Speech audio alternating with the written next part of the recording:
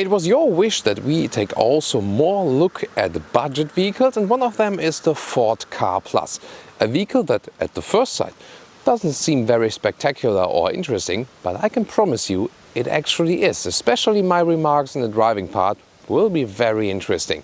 Here on Autogefühl, your #1 resource for in-depth car reviews and your #1 community to discuss cars with Thomas. This one here in exterior, interior and the driving part, of course, in full detail, as always in full HD, full screen and full length. Let's go!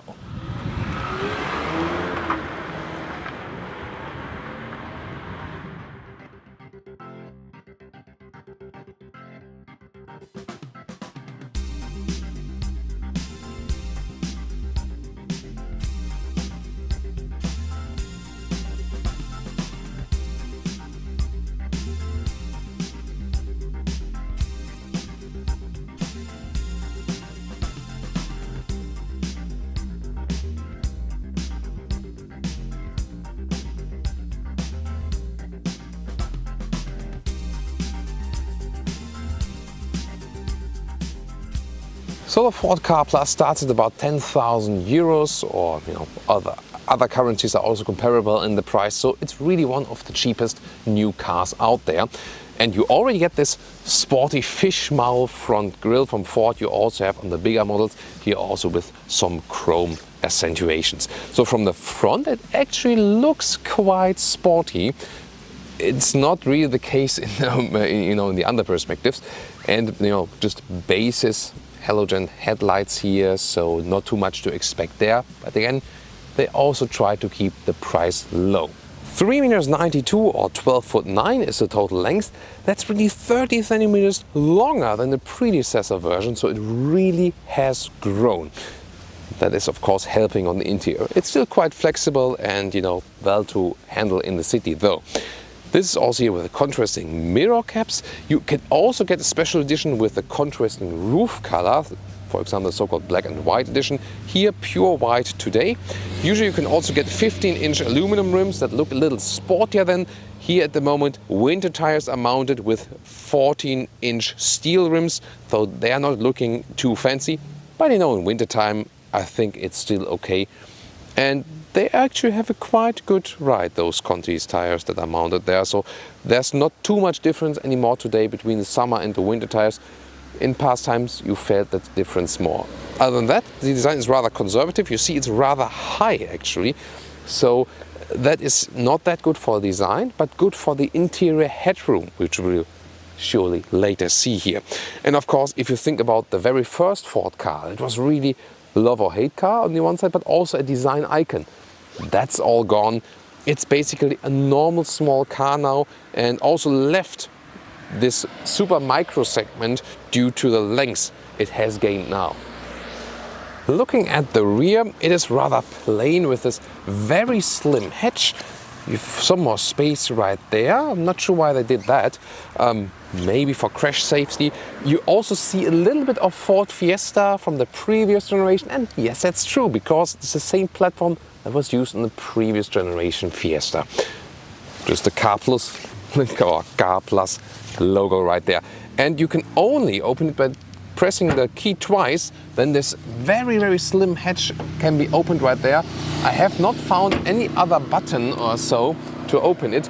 I always like to have a button still to be able to open it. Otherwise, also when the key is, in the front, in the lock, you have to go there and press the button twice. That can be a little annoying. And what's also very important, the car is pretty light, 1,055 kilograms, so just about 1 ton. It's of course good to keep it all light for the handling and also for the fuel consumption.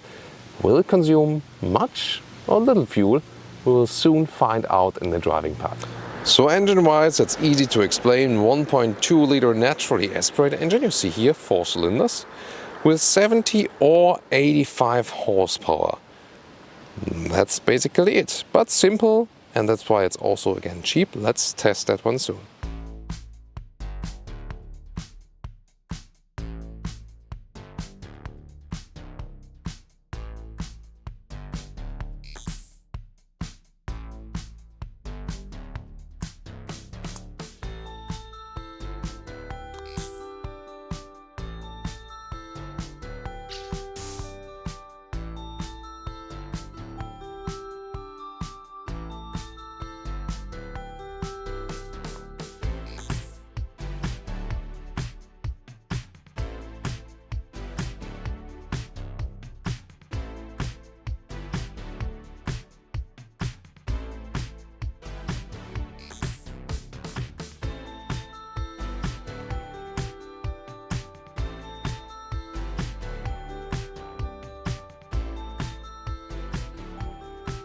Let's take a look at this interior together.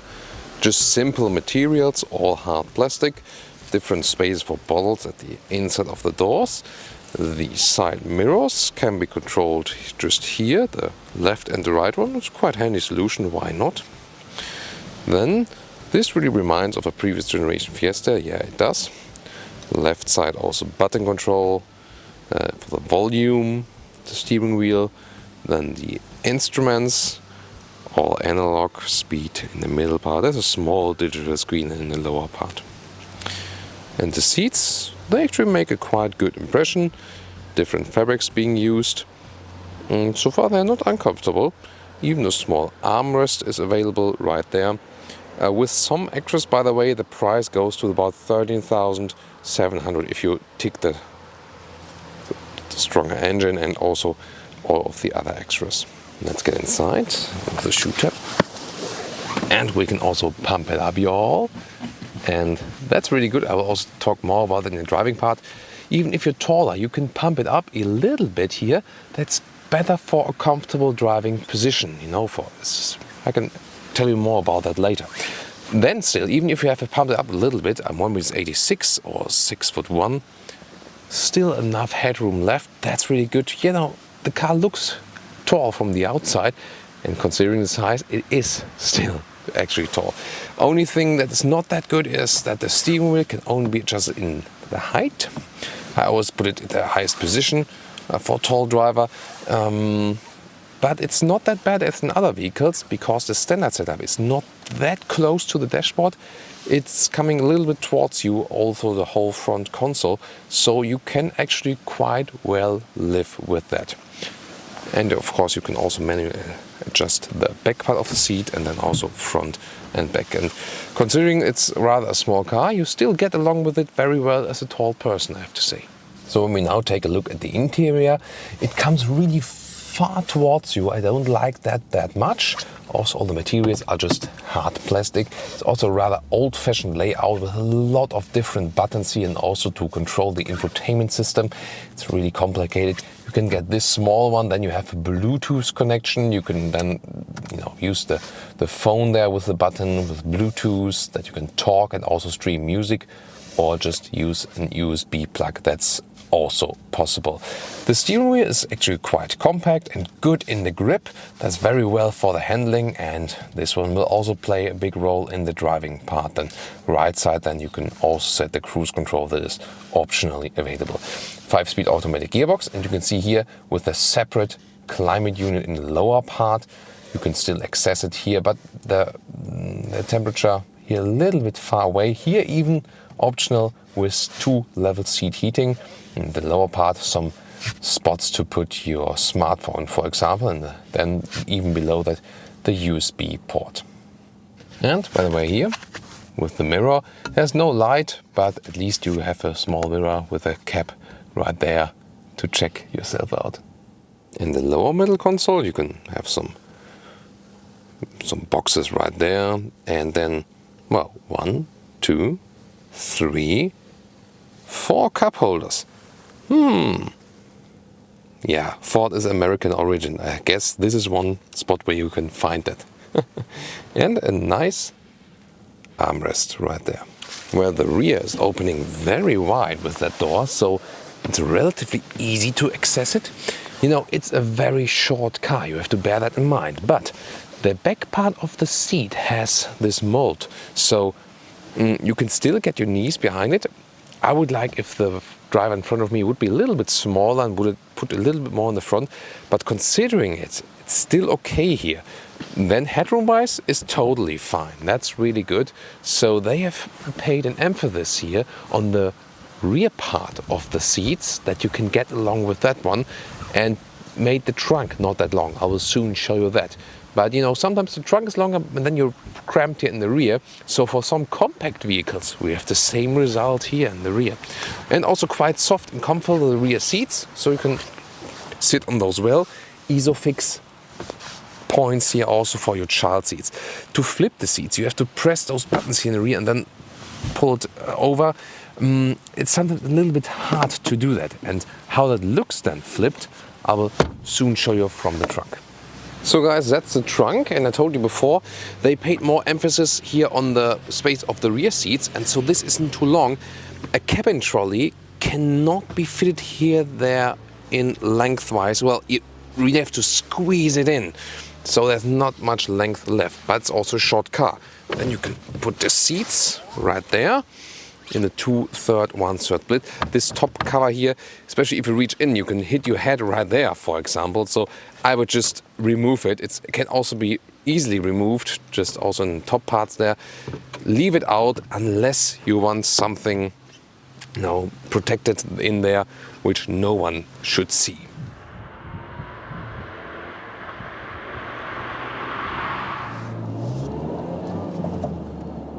Now to our driving part with the Ford Car Plus, and today with a little bit more city focus, as this is predominantly a city vehicle. Well, the first thing you notice is the sound level from the outside is quite high, so they didn't spend too much money on noise insulation. However, if you compare it to other very small cars, it's also not super bad in a way. The first positive thing you notice is something that Ford is always managing to do very well. It's the driving fun. So the steering feels very natural. It's quite direct, good reaction. The suspension is a good compromise of comfort and sportiness. So yes, even with a rather cheap and small car, you can still have driving fun. And that's really something that's super unique for Ford. They always manage to have a good combination from the steering feel, the suspension, and also the shifting here. 5-speed manual gearbox, and shifting the gears is just right. So it feels smooth to put it in, but also not totally without resistance. You know, there are some gearboxes that are feeling basically dead. But this one here is actually, whoa, this guy is, whoa. You have to pay attention when you change the lane. That's some crazy drivers coming from behind. So always pay attention when you're driving. You see, here is super fun and easy to ease this car around the city here. That's really nicely done. I really like that. So, about the shifting again, some cars, they feel basically dead in the shifting box. You know, it's easy to shift, no resistance, but it doesn't feel that right. And other ones are, you know, we have some problems putting in the gears. We recently had a problem there with the Honda Civic Type R with the second gear, and that often you get like a little bit cranked in. But this one here is just right. So yeah, they figured all of the different driving parts very well. You know, there's two engines, at least we can get here in Europe. You have 1.2 liter naturally aspirated engine, either with 70 or with 82 horsepower. 85 horsepower. And we got the one with 85 horsepower here. And I think it's also, you know, a good choice. It shouldn't be too much of a difference if you compare it to the other one. It's still basically the same engine. And it doesn't feel that much like a naturally aspirated engine. So you don't think you would be lacking too much power, and the reason for that is the car is still light, just about 1 ton or 1,000 kilograms, and so you don't need too much power to push the car forward. That's very interesting. So indeed, this power is enough for this small vehicle. And also one advantage is that the naturally aspirated engines, maybe this one then will not need a particle filter. That will be also good to keep the price. And usually we also have a low consumption then for this engine. But I would have expected a lower consumption here. However, tested now quite a while, and I do score an average consumption of about 7 liters on 100 kilometers. Google it in MPG if you want to know how much it is in MPG, or someone leave a comment there, that would help, because I can type it in right here while I'm driving. And I think it rather should be around 5, shouldn't it? Especially for such a small car. So, and that's also a downside we see a lot with Ford vehicles. They have good driving fun, great combination, suspension, shifting, suspension, the whole driving feeling. But then again, the engines consume so much fuel. That's really tricky. So they definitely have to work on that, or then offer more alternative drivetrains. A field where Ford is not really advancing yet that much. So, next traffic light. Overview, by the way, is superb. The shoulder line here of the vehicle is very low, so even if you're not that tall, you have a very good overview, looking left and right, also to the rear. You know exactly where the car is ending. Also, one advantage of this rather conservative design, this box-alike design, so you really know what you're doing actually, and feel pretty safe also in the city, because you have this good overview and know exactly what is where. Also to the side, rear, also not a big B-pillar. That's really good. And the only thing that the interior part in the front is coming really way towards you. That's something I criticize a little bit in the interior part. You get used to it by the time while driving. So if you're searching a car where you could compare it to, how does it feel like in driving? Well, it actually feels like driving an older Fiesta. And this is actually true because this car here is based on the previous Fiesta platform, or the previous Fiesta generation. They haven't completely changed the platform to the new generation, but of course changed a lot of the parts and so on. And indeed, this one still feels like a little older Fiesta to drive. And from the space you have, if you compare a previous Fiesta generation, this one isn't too bad at all. So it has a better package, so you can better use the space on the interior you have if you compare it to the exterior dimensions. That's really interesting. And by the way, again, if you just want to have some fun right and left, immediately doing that, although the car is relatively high, you also have this a lot of headroom here inside. Still, again, my point is fun to drive. To increase the comfort, by the way, we recently also talked about that in the Mazda 3 review, where they changed the seat.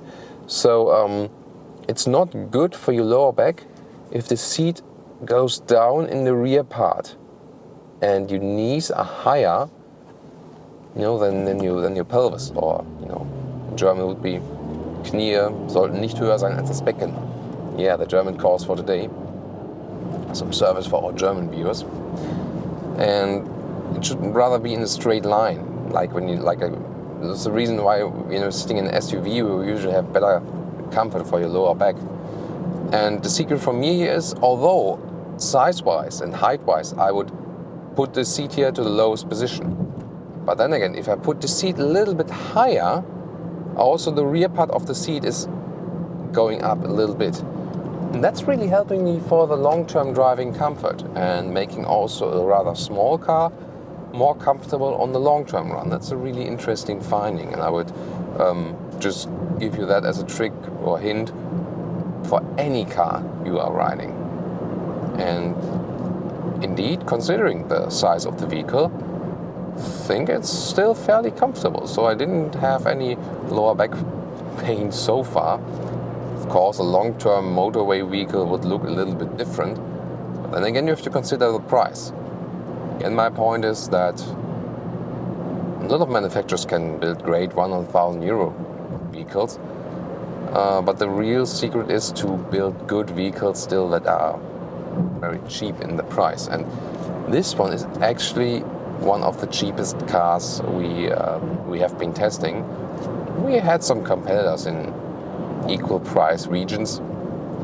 This one here, also driving wise, still makes a good figure here. So you get a very natural feeling then when you accelerate and turning the wheel. The thing that you don't have a turbo here also leads to a more smooth riding. Also less G-forces are applied on the body because you don't have this turbo hole first and then the turbo sets in immediately. So the rather smooth acceleration from this naturally aspirated engine makes it also a little bit better to bear as a driver. So, and I can also show you some of the acceleration here now in the city when I'm just pushing it a little bit firmer here at this at the city light. So from zero. Of course, it's not a racing car, but when you push a little bit harder, 3,000 RPM, and that's 50. So that goes quite fast, considering there's a very small engine in there. Then the RPMs need to be pushed a little bit with the naturally aspirated engine without the turbo to reach that figure. Okay, it was a little bit downhill then there. That came helpful for the engine. If you're just cruising steadily, you can also go down to something close to 6 liters in 1 kilometer. If you go more in the city, it will go up over 7 liters in 1 kilometer a little bit. But overall, I think again, the driving part is one that Ford is mastering usually very well, besides the consumption. So one last thing I want to show you today here, because we are soon getting on the motorway, and I want to test the sound insulation there at 100 kilometers an hour. Also a little bit of accelerating when we're going uphill. Does the car struggle then also at higher speeds? How does that look like? What about suspension? Here when the road is very, that's previous generation Fiesta. And when you look at them here from the outside, then you see also the resemblance a little bit then to this vehicle. Yeah, this accelerating out of the corners with a little throttle then. It's really fun in this vehicle, and the same was also true for all of the Fiesta models. I think especially the predecessor Fiesta, that was a really great vehicle. I think we had about 2 or 3 of those in the family. Pretty popular cars there. Now using the engine brake a little bit. It's not too loud, the engine, by the way. Even if you turn it up a little bit, still stays relatively silent. So you can also drive it calmly. Now we're getting on the motorway. Going back to 3rd gear.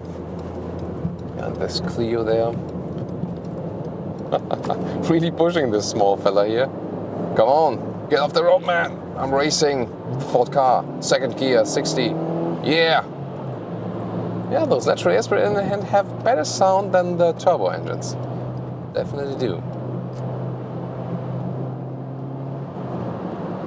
So, and now let's go to about 100 kilometers an hour and also put in the 5th gear.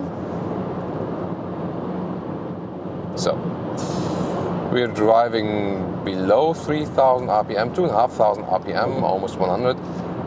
Yeah, I mean the noise goes up, so that's not the biggest strength of this car. But suspension-wise, again, because they've done a good job suspension-wise, it keeps really stable, the whole car. So you don't feel completely lost on the motorway like with other small vehicles. Still a very stable feeling, naturally feeling here from the steering wheel. Also if you do a lane change, for example, that's again very good. You also have a cruise control if you want so. Being activated here on the right side of the steering wheel. It's a normal cruise control, not adaptive. That's not available in this segment here. And it works pretty flawlessly. Just clear display there in the small digital screen. And then you can keep the speed automatically. And I really like that. This is also my final comment to this vehicle. It is so easy and uncomplicated, you don't have to learn this kind. Some people are actually annoyed by those cars getting more and more and more complicated, and you need a month to learn the car, actually how it's working what, and then you're searching for some functions in here. It's easy also with the setting the vent strength, for example, with separate knob there. Getting off the motorway again, a little bit more agile in the corner. Easy exercise here. You see how precise the steering wheel is with a natural feeling. It's really nicely done.